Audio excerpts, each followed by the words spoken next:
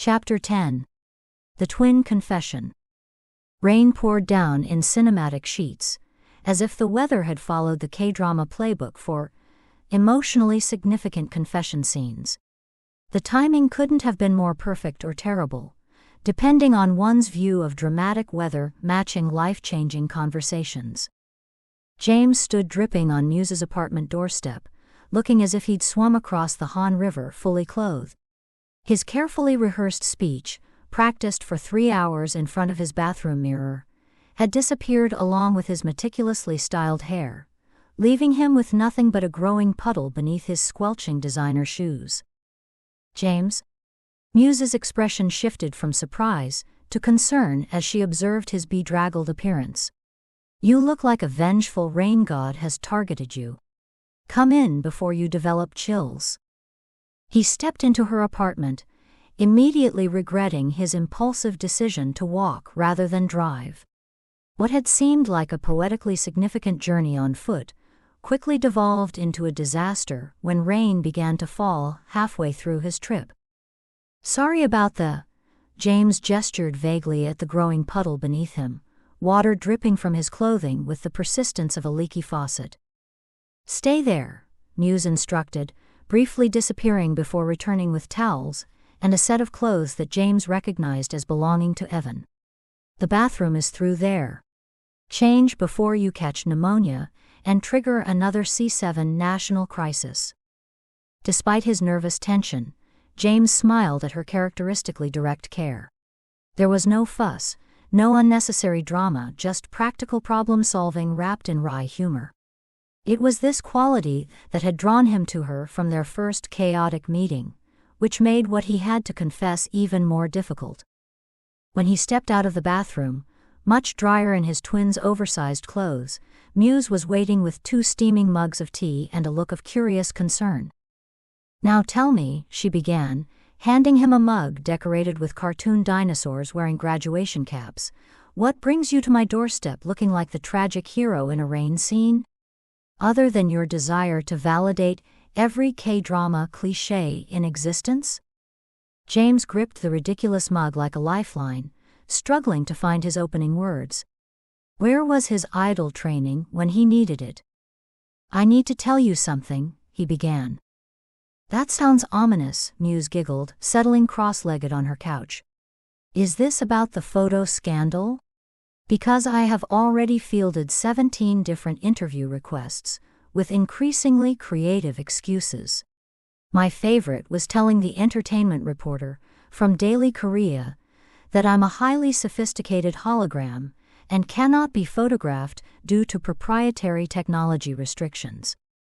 Despite his anxiety, James laughed. "That's simultaneously brilliant and concerning. Did they believe you?" "I think they're still investigating the technological possibilities," Muse grinned. "But seriously, what's wrong? You have that same expression my students get when they have hidden toys in their pockets." James took a deep breath. "It's about Evan. And me. And some things that happened that you should know about." Muse's smile faded, replaced by attentive seriousness. "Okay. You know how Evan substituted for me with your kindergarten class then?" James began, choosing what seemed like the safest entry point. "Of course. The infamous penguin dance incident.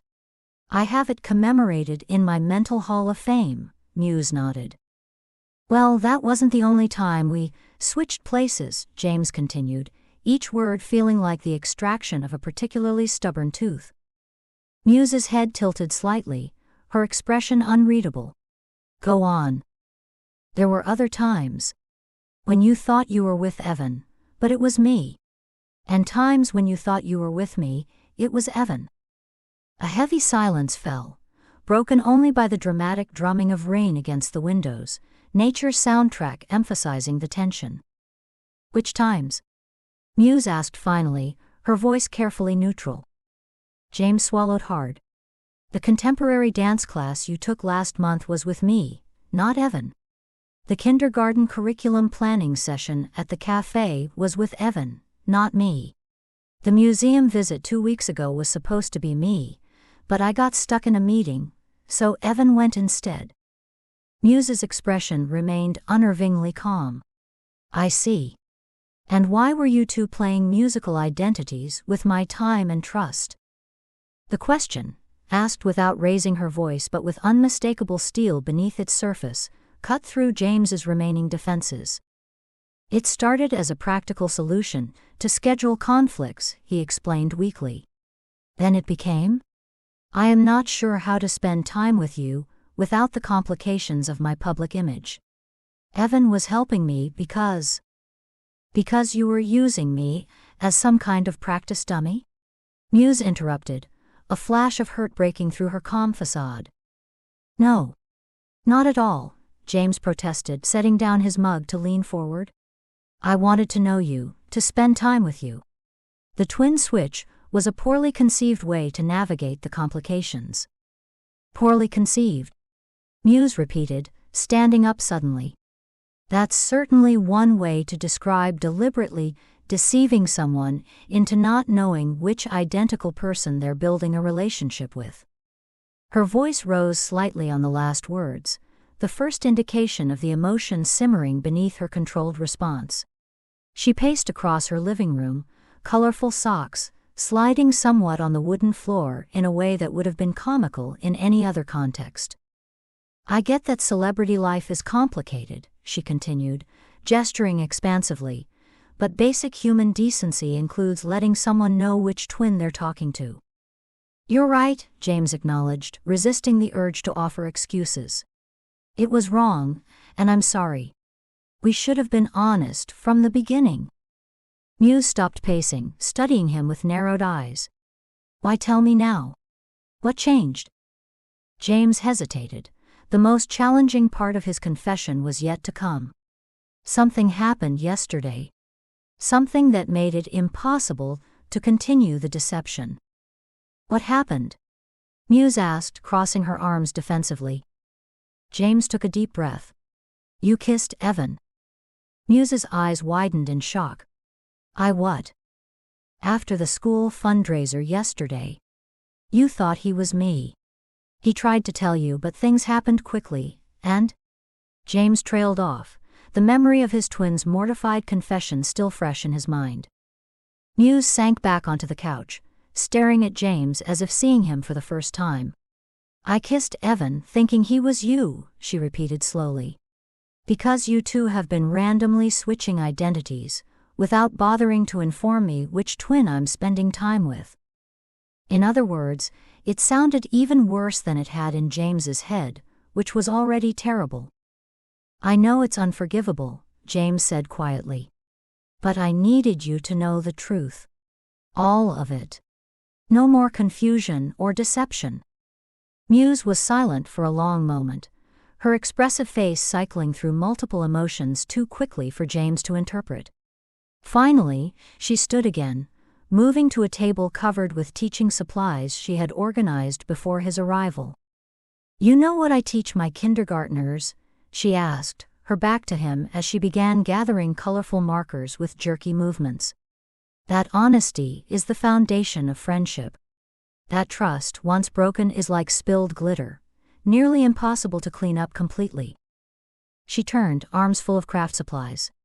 I tell 5-year-olds this fundamental concept, yet somehow 2 grown men, one a global star and the other a professional educator, couldn't grasp this basic principle of human interaction.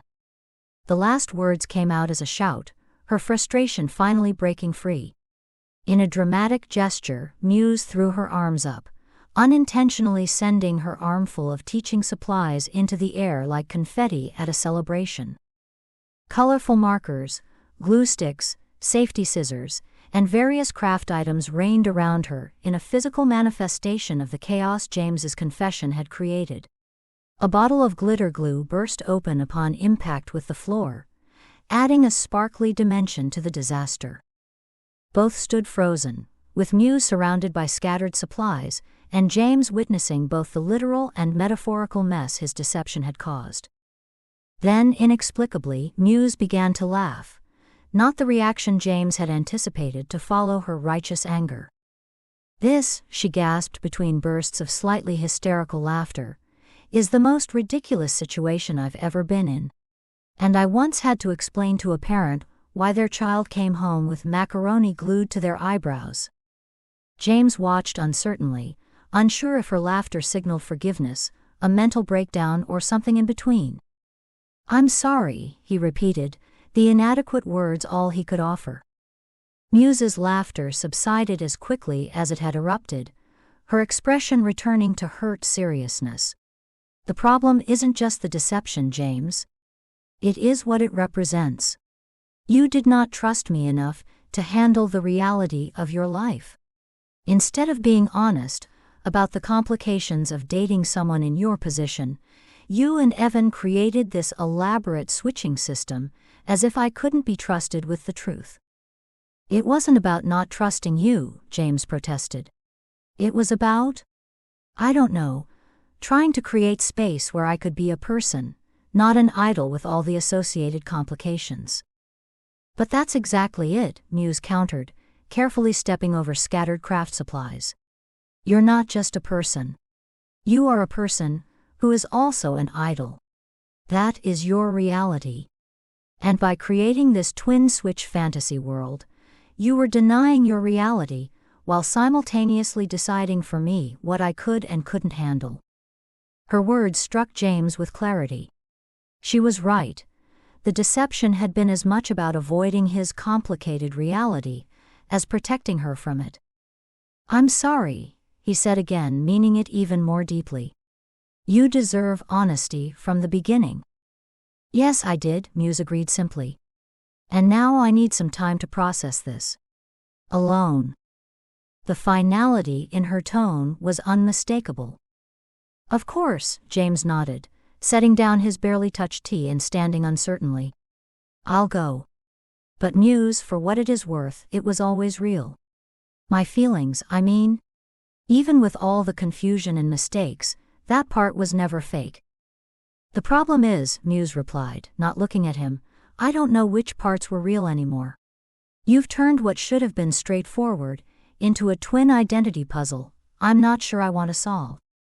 She moved to the door, opening it in dismissal. "I need some time, James. Please respect that." The rain had stopped, the universe deciding it had provided sufficient accompaniment for one emotional confession.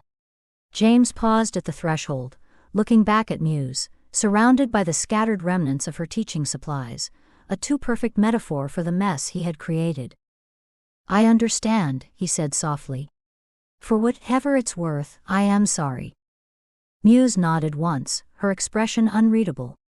"Goodbye, James." The door closed quietly, leaving James alone in the quiet hallway wearing his twin brother's clothes, another irony in an evening full of them. Over the years, the C7 dorm has developed reliable protocols for addressing member crises. Whether it was pre-performance anxiety, post-criticism spirals, or the occasional existential questioning of life choices, each member had established a role in the group's emotional support system. Today, protocols were triggered when James returned from Muse's apartment, appearing as if he had just lost his pet and had his birthday cancelled at the same time. John immediately initiated the severe emotional distress response, preparing comfort food, careful distance monitoring, and eventually, the group intervention phase once the initial shock had subsided. That was why all 7 members were now gathered in the living room. James, wrapped in a blanket despite the mild temperature, clutched the 7th mug of hot chocolate while recounting his disastrous confession to Muse. And then she threw her teaching supplies into the air, and there was glitter everywhere, and she started laughing, but not happy laughing, more like, "I can't believe this ridiculous situation is my life," laughing, James concluded miserably. "And then she asked me to leave." "Glitter is the clingiest member of the craft family," Julian observed cleverly. "Once it's there, it never really goes away. Like trust issues." "Not helping," John murmured, nudging Julian with his foot. "Sorry," Julian backtracked. "But hey, at least she didn't throw the supplies at you. That is a positive, right?" Anger expressed adjacent to you, rather than directly at you? Also not helping, Roman noted. It's my fault, James sighed, slumping deeper into his blanket cocoon. I should have been honest from the beginning. She was right. I was denying my reality while deciding what she could handle. Self-awareness is the first step toward growth, Vic offered quietly. Recognizing the root, beyond the symptom. Doesn't help me fix it though, James pointed out glumly. Maybe you can't fix it immediately, Jake suggested. Some processes require time and space. Voice of experience? Silas asked, raising an eyebrow at their youngest member. Jake nodded, forthcoming. Tina needed time to trust that my interest was true, not just fascination with her as a dance instructor or a fleeting distraction. Trust develops at its own pace, especially when complicated by public roles or expectations. Wise words from our Machna, John smiled approvingly. How are things developing with your dance collaboration, by the way? Jake's reserved expression softened slightly. We're making progress. The piece is evolving into something neither of us could have created on our own. It's significant. Same with Meyer's counter-response track. Silas contributed, surprising everyone with his voluntary addition to the conversation. She's incorporated some of my production techniques, but transformed them through her approach. The result is harmonious. And Sarah and I have secured initial funding for the wildlife sanctuary, Vic added, his metaphorical speech giving way to practical updates in another sign of their evolving communication. Roman's been exchanging text messages with Ellie that sometimes contain emojis, Julian announced dramatically. I saw a smiley face on his phone yesterday and nearly had a cardiac event. Roman adjusted his glasses with dignity. Graphical expression supplements virtual exchange in certain contexts. He means he's becoming an emoji person, Julian stage whispered. And Hope taught Julian to meditate for 7 minutes without spontaneously combusting, John revealed, smiling at their ever-moving member. A new record. The stillness contains its energy, Julian explained with exaggerated seriousness, imitating a meditation guru before breaking into a grin. It's tough, and my brain screams the entire time, but I'm trying. What about you, John? James asked, momentarily distracted from his troubles. Any progress with the unsmiling food critic? A satisfied smile crossed John's face. Saul is developing an independent food review platform with a more accessible presentation. I'm helping with the visual components and photography. And she's laughed at 3 more of your food puns, Jake added, having witnessed this unprecedented phenomenon. All equally terrible, John confirmed happily. The worse they are, the better they work. I'm deliberately unlearning clever wordplay in favor of groan-inducing atrocities. Despite his misery, James smiled at his friend's updates. I should talk to Evan, he said suddenly, the realization hitting him unexpectedly. This involves him too, and I haven't checked how he's doing with all this. He called earlier, John informed him. He's giving you space, but wanted us to know he's handling his side of things. What does that mean? James asked, confused. John's expression of potentially concerning news was recognized by all the members, who had years of experience in group crisis management. He mentioned something about talking to Muse himself, John continued, to offer his perspective on the situation. James sat bolt upright, blanket falling from his shoulders. He's what? When? Why didn't anyone tell me? You were in emotional shock and mainlining hot chocolate, Silas pointed out reasonably. We decided to delay potentially agitating information until you'd stabilized.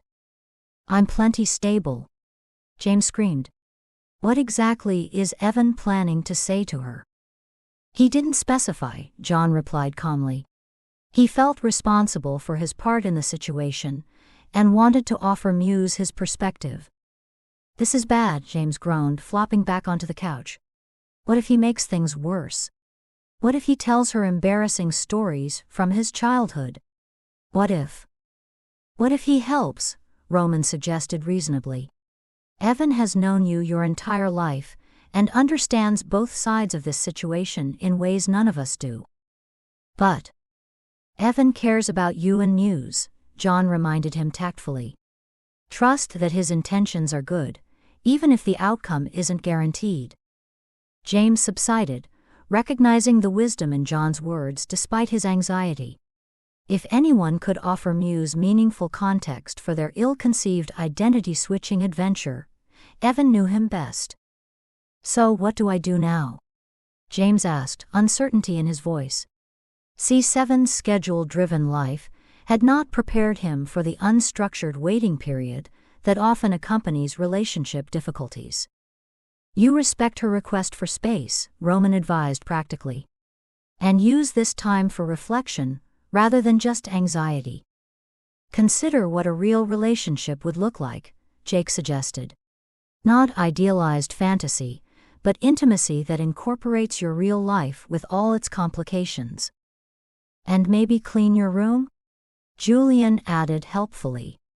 Organizing your space helps with internal chaos. Also, the mysterious organism in your laundry basket might soon require a formal introduction to the rest of us. Dirty laundry has been sitting there so long that mold and bacteria have started growing. Despite everything, James laughed, a release of tension that felt like the first step toward whatever came next, whether reconciliation or acceptance. Thanks, guys, he said, looking around at his bandmates with genuine appreciation. For everything. That's what family does, John replied, the simple statement carrying the weight of years of shared experiences, challenges, and growth. James felt comforted as the evening turned into one of those rare nights when all 7 members stayed together without schedules pulling them in different directions. Whatever happened with Muse, whether she could forgive his mistakes or their connection ended with this painful lesson, James knew for sure that he would not face it alone. Evan sat in a secluded corner of a cafe, facing Muse. 3 empty teacups indicated the conversation had been going on for some time. Muse listened with stillness as Evan spoke about his twin brother, offering the unique insight that only a lifetime of shared existence could provide. He's always been the one in the spotlight, Evan explained, turning his cup absently. Even before C7. James drew attention at school talent shows and family gatherings, while I prefer observing from the background. That doesn't excuse deliberate deception, Muse pointed out, though her tone lacked the heat of her earlier anger. No, it doesn't, Evan agreed readily. And I'm equally responsible for that. More so in some ways, since I should have known better. Muse studied him. Why did you agree to it? The switching, I mean? Evan thoughtfully considered the question. At first, it was just a practical problem, solving exercise for schedule conflicts. It looked like a simple solution. And later? Muse pressed. Later. Evan paused. I noticed how he changed around you. He seemed less focused on appearances. In the world of idols, every interaction is planned to maintain a perfect image.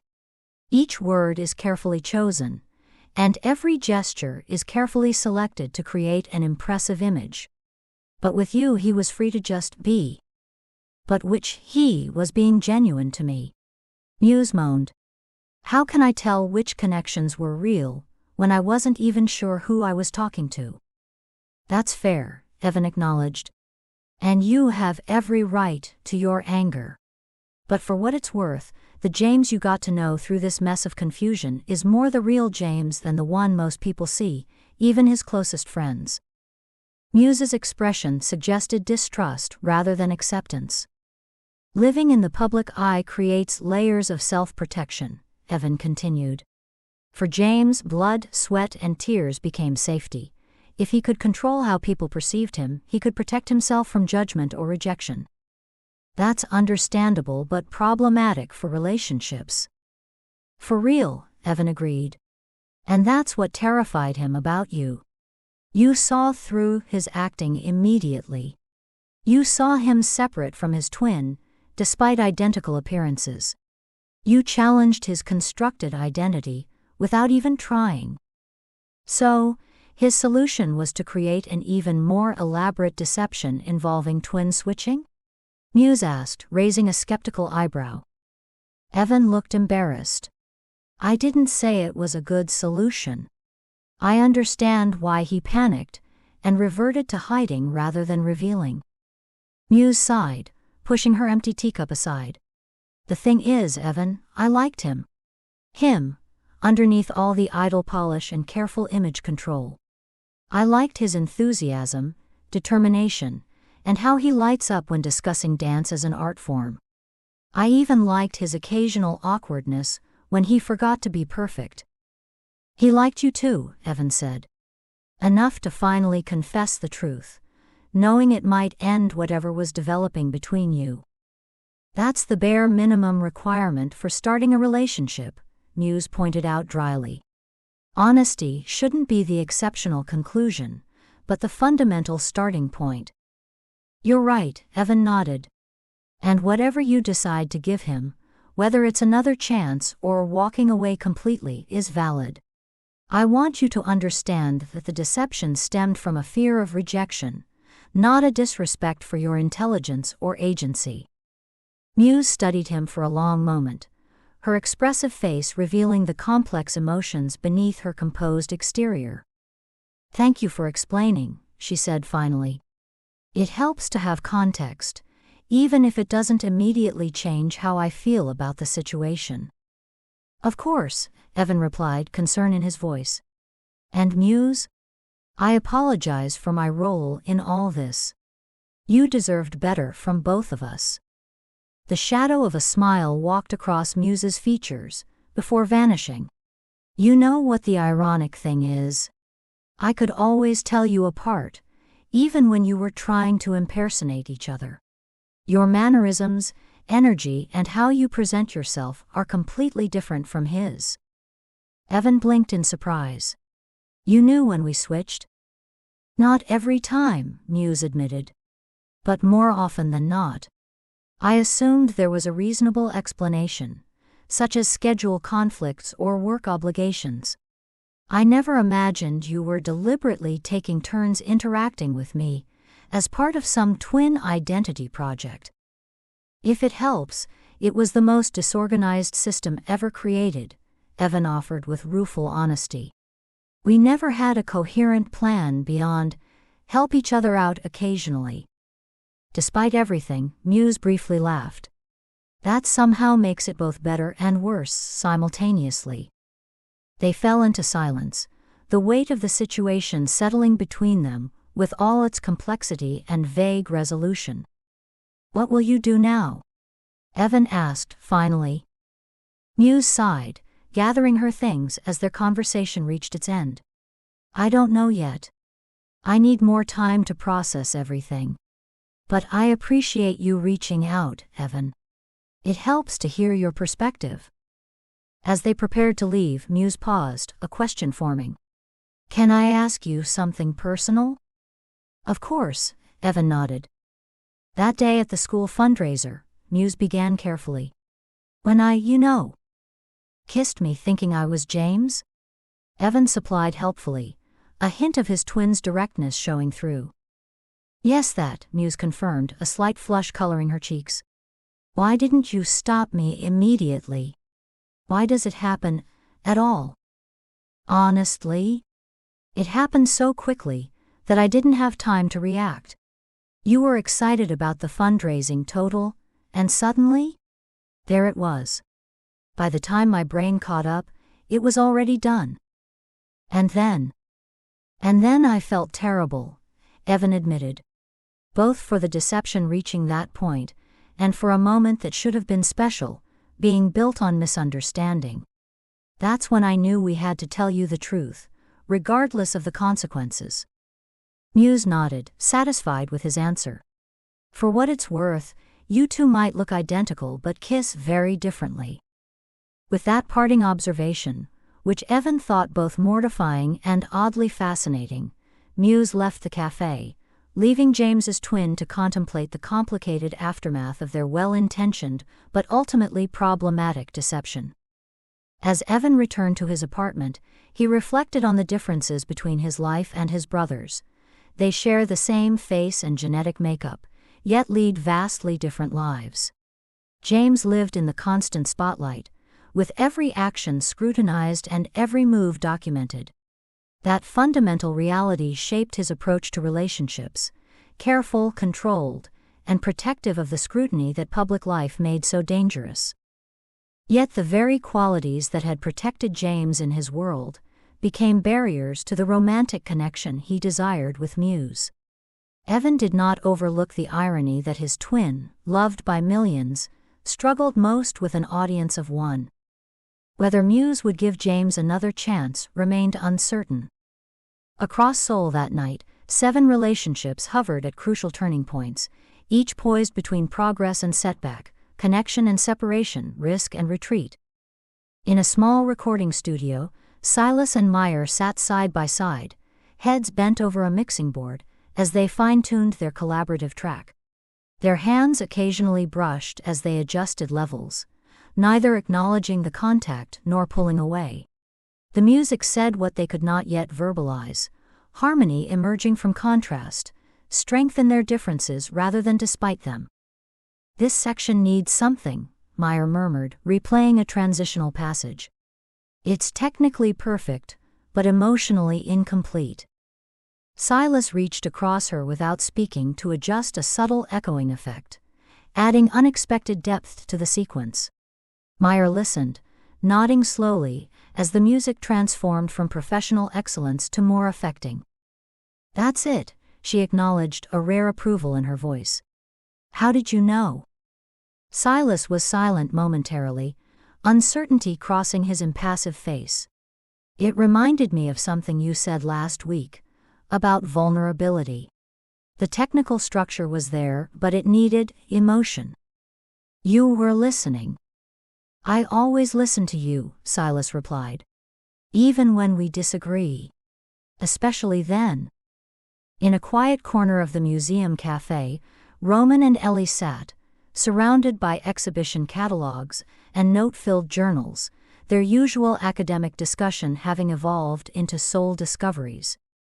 "You've never told anyone about your childhood dream of becoming a botanical illustrator," Roman was surprised. Ellie shook her head. It seemed impractical compared to curatorial work.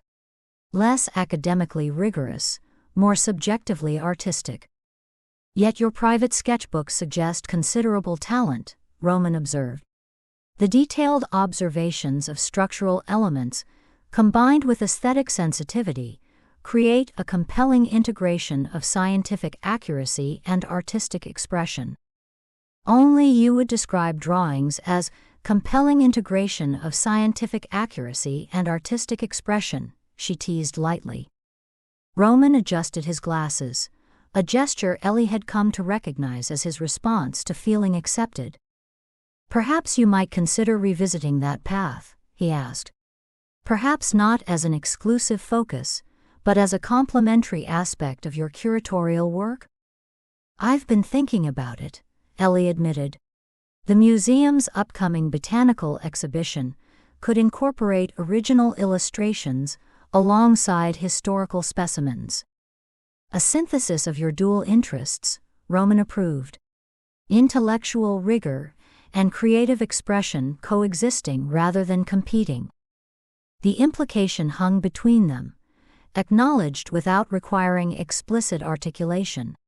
Initially founded on shared intellectual interests, their connection gradually expanded to include the creative, emotional, and personal dimensions that both had traditionally kept separate from their academic identities.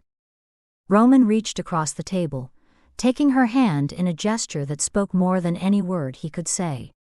Ellie turned her palm up, intertwining her fingers with his. Vic and Sarah examined architectural renderings of their wildlife sanctuary project, on a rooftop garden overlooking the city. The rehabilitation aviary needs additional screens, Sarah noted, pointing to specific sections of the design. Injured birds require protection from visual stressors during recovery. Safe space for healing, Vic nodded, his metaphorical inclinations finding practical application in the design process. Sarah glanced at him, understanding the double meaning in his observation. The sanctuary principles apply beyond their physical structure, she acknowledged quietly. Vic's gaze remained on the city lights below, a rare directness entering his abstract speech. Before you, my thoughts remained internal gardens visited only by me. Expression without reception. And now? Sarah prompted, not waiting a second. Now there's dialogue, Vic replied. Not just stating, but giving and receiving at the same time. Sarah moved closer, her shoulder lightly touching his in the cool evening air. That's what sanctuaries ultimately provide: protection and growth. Safety that enables rather than restricts. Vic nodded. Their project philosophy reflected their evolution. What had begun as parallel interests, his abstract appreciation for natural beauty and her practical conservation work, intertwined into a shared vision that encompassed both perspectives. The Sanctuary Foundation begins construction next month, Sarah said after a comfortable silence. We should document the process, from beginning to completion. A record of transformation, Vic agreed. From concept to reality. Intangible, becoming tangible. Like us, Sarah observed quietly. Vic turned to her then, momentary surprise giving way to understanding. Like us, he confirmed, the simple echo more revealing than his elaborate metaphors. In a practice studio well after hours, Jake and Tina moved through the final sequence of their dance piece, their bodies conversing with the wordless fluency of dancers who had found rare artistic synchronicity. As the sequence concluded, they remained briefly in the final position, a counterbalanced support that required complete trust and physical awareness of each other. It's nearly there, Tina said as they finally separated, both slightly breathless. Just the transitional section needs refinement. Jake nodded, replaying the sequence mentally. What if we incorporate more negative space? A moment of separation, before the reconnection? Highlighting the choice to return rather than just continuing contact, Tina understood immediately. That could work. They practiced the adjusted sequence, the moment of separation creating emotional tension that made their subsequent reconnection more powerful. That's it, Tina nodded, satisfied. The separation clarifies the choice to reconnect. It turns inevitability into intention. Jake studied her, the artistic insight resonating beyond their choreography. Like relationships in general, he observed quietly. Good connection requires conscious choice rather than just proximity or habit. Tina looked at him with subtle surprise, unused to such direct philosophical observations from her typically reserved dance partner. In dance and life, the most powerful bonds come from deliberate choice, not just circumstance. A comfortable silence fell between them as they gathered their things, the late hour finally registering as fatigue replaced creative energy. The showcase is in 3 weeks, Tina noted as they prepared to leave. We should invite people. Who would you want to see this piece? The members, of course, Jake replied. And my parents, if they can make it. They've only seen me perform as part of C7, never my work. What about you? Jake asked, thinking she may want to invite her students. My former dance teachers. A few close friends. People who knew me before and after I decided against the idol path. She paused, then summed it up. People who know me well.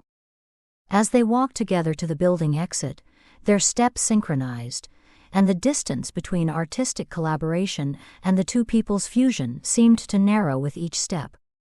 In a neighborhood park blissfully empty of dispatched photographers or curious fans, Julian and Hope were sitting still on a park bench. 3 minutes and 27 seconds, Hope announced, checking her watch with exaggerated formality. A new personal record for mutual stillness. I think I'm evolving, Julian declared dramatically. Next level, Julian unlocked. Can remain stationary for more than 3 minutes without spontaneous dancing. Hope laughed, the sound gliding through the quiet evening air. It's impressive. When we first met, you couldn't go 30 seconds without suggesting an impromptu dance battle or extreme sport. I still think impromptu dance battles should be socially acceptable conflict resolution methods, Julian defended, wiggling slightly as if his body rebelled against continued stillness. Much better than boring conversations about feelings and stuff. Says the man who just spent 3.5 minutes in quiet contemplation, Hope said with a grin. Don't tell the other members, Julian whispered. They'll revoke my hyperactive card, and I'll lose all my chaotic privileges. You know what's weird? He continued, more thoughtfully. I'm starting to understand why Roman likes all those quiet museum visits, and why Vic stares at clouds for hours. There's stuff happening in stillness that I never noticed before. Like what? Hope asked, wanting to hear his version. Julian gestured vaguely, searching for words, an unusual challenge for someone overflowing with expression. Like heart and mind dancing. Thoughts and feelings are choreographing themselves without physical action. It's strange but not terrible. Hope's expression softened with understanding. Balance doesn't mean stopping who you are, she said encouragingly. It means expanding to include more possibilities. Your energy is beautiful. It's what drew me to you initially. This is just adding new dimensions. Speaking of dimensions, Julian said, bouncing up suddenly as if his stillness quota had been filled. Race you to that tree and back? Winner gets to pick our next adventure? Hope laughed, already on her feet. Expansion doesn't happen all at once, she observed wisely before taking off with a burst of speed. He followed a half-second later, their momentary stillness giving way to joyful movement. They were not abandoning their newfound appreciation for quiet, but integrating multiple ways of experiencing the world together. Their laughter carried on the evening breeze as they raced through the darkening park, equally matched in enthusiasm if not running technique. In a test kitchen tucked away in a quiet corner of a culinary institute, John meticulously arranged the final elements of an experimental dish. Saul looked on with interest. The presentation balances visual appeal with edible functionality, she noted approvingly. Aesthetically composed yet appetizing. That's what I was aiming for, John nodded, pleased by her perception. Beautiful enough to create anticipation, but not so intimidating that it creates a distance from the diner. Saul studied him thoughtfully, her reserved expression softened. Your cooking philosophy has evolved, she observed. Technical excellence remains, but there's a new emphasis on emotional connection with the diner. John agreed with this assessment. I think I'm finding a better balance, he acknowledged, between visual appeal and nutritional benefits. A more integrated approach. She picked up her fork and approached John's dish. After several bites, Saul set her fork down. The textural contrast creates coherence, she noted. Thank you, it is the best compliment to a cook, John replied. I've been invited to judge a regional cooking competition next month, Saul mentioned as they cleaned up the test kitchen together. The scheduling conflicts with C7's comeback preparation period. The statement contained an unspoken question about priorities beyond their current break. John considered his response carefully. Comeback preparations are intensive, he acknowledged honestly. But they follow predictable patterns. With planning, I could arrange to attend at least one day of the competition. You would prioritize that during comeback preparations? I would prioritize continuing what we've started, John clarified. The specific form might need flexibility, but the intention remains consistent. "I would appreciate your perspective during the judging process," she said, barely concealing a second meaning. "Then I'll be there," John committed. As they finished cleaning the kitchen and preparing to leave, John noticed Saul suppressing a smile at something. "What?" he asked curiously. "I was just thinking," she replied, unusual mischief in her tone, "that this interaction truly takes the cake." John stared at her for a moment, then burst into laughter. "Did you just make a food pun? Voluntarily? Without any provocation?" "Perhaps your terrible examples are contagious," Saul suggested with dignified primness that did not hide her pleasure at his reaction. "This is a historic moment," John declared solemnly. "The day Saul Lee voluntarily made a food pun. I should commemorate it with a special dish." "Please don't. Your cooking speaks more eloquently than wordplay ever could." She was complex, thoughtful, and surprisingly had a deadpan humor that surfaced when she allowed it to. In Muse's apartment, scattered teaching supplies still littered the floor, evidence of the emotional chaos James's confession had created. She sat cross-legged amidst the creative disorder, methodically sorting markers by color, while her mind processed the far more complex emotional sorting required by the day's revelations. The twin switching situation was all square ridiculous. It was a convoluted scenario that would seem implausible in a television drama, yet had somehow become her life. The kindergarten teacher was dating an idol who sometimes switched places with his identical twin brother. She would find the whole situation hilariously absurd if she were not living it. The betrayal still stung, not just because of the deception itself, but also because of what it revealed about James's reluctance to trust her with his whole reality. However, Evan's explanation had given her the context she had been missing. The constant public scrutiny, the ongoing pressure to perform, and the habit of managing perceptions, instead of risking vulnerability, had all influenced James's approach to relationships in ways she hadn't fully understood. Understanding did not automatically create forgiveness, but it did provide a foundation for rebuilding, if she chose to attempt it.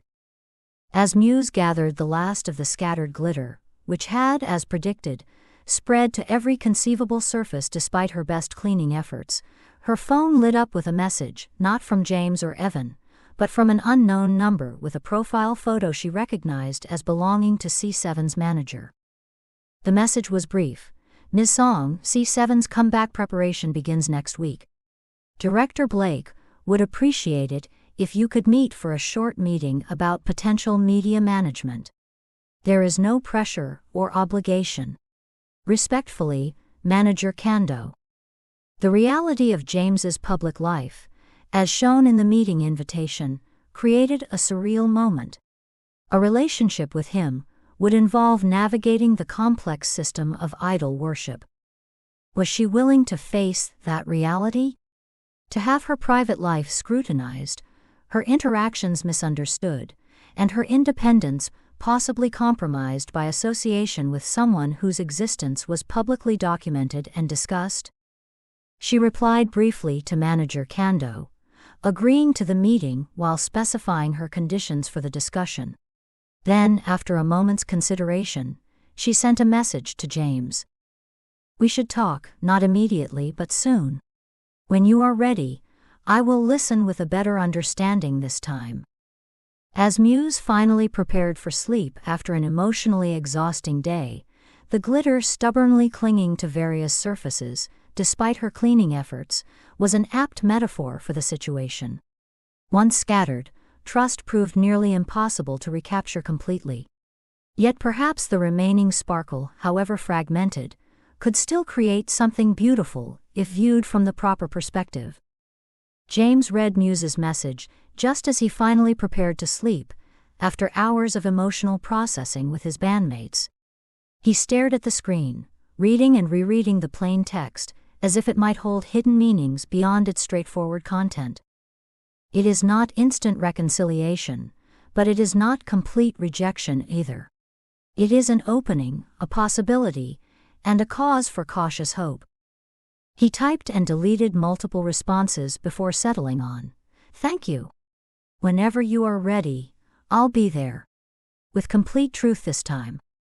As he set his phone down, the heaviness of anxiety that had gripped his chest since his confession eased slightly. The path ahead remained uncertain, and the outcome wasn't assured.